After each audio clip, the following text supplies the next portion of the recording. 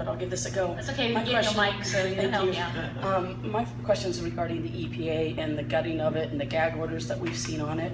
That hits home really personal here, and I'm wondering what you can do, what we can do to kind of protect our environment, because I feel like our local government is now our last line of defense if Trump and the administration get everything they want. Doug Erickson is working for him. I'm very concerned about our Cherry Point. I'm wondering if you know about that, and if you know about what he's doing to bring fracking and oil and gas, fossil fuels, I should say, to Cherry Point, and our efforts to stop that. Just to add to that quickly, I live on tribal land, so I'm on tribal water. And when I didn't receive a water report for 4 years and suddenly realized I hadn't, I went to the water department and I was told, no, you drink Lummi water, you have to contact the EPA for your report. Very personal. When I'm calling the EPA just to see, hey, how was the water quality of my water? They're the check and balance and the helpers for those water systems. So it's right down to the tap water I pull out of my house, whether or not the EPA exists and what it's doing. And I think very few people realize that. And that goes for tribes all over the nation. They go directly to the EPA for their water. Thank you. And you've been very good about responding, and so has your staff every time I've ever called them, so thank you. Thank you.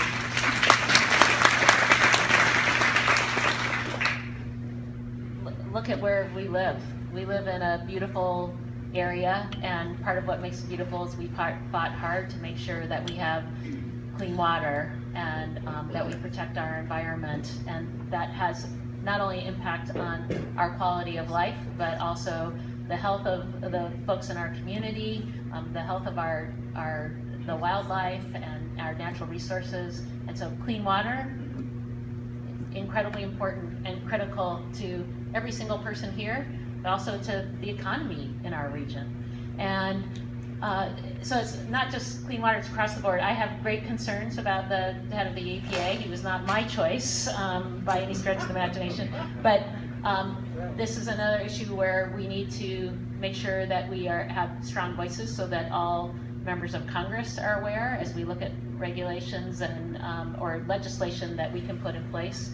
We've seen, as was mentioned earlier, a lot of attacks on some things that have been put in place by the Obama administration. And so loud voices are going to be important. And yes, there is a role to be played by state government, local government on these issues too, to help make sure that we protect the quality of our water, protect our lands, protect our environment. So, but definitely it is very concerning, and given the president's budget or proposed budget, he would slash things that would have a huge impact, for example, on cleaning up Puget Sound and a lot of things that are incredibly important to our region.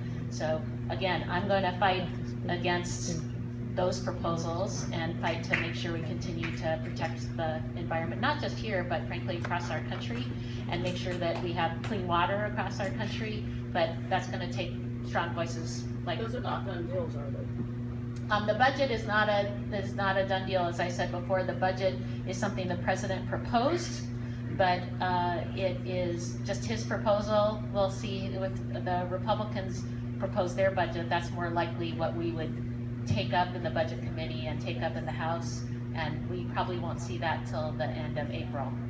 So what level do we call? Is it your level, or is it the Patty Murray level that we everyone, because it's anything that the Senate is important and the House is important. So that feedback is important across the board, and like I said, at state and local level, because those are also important, and the county, everyone's important in terms of making sure that we do our best collectively to protect the beautiful world that we live in.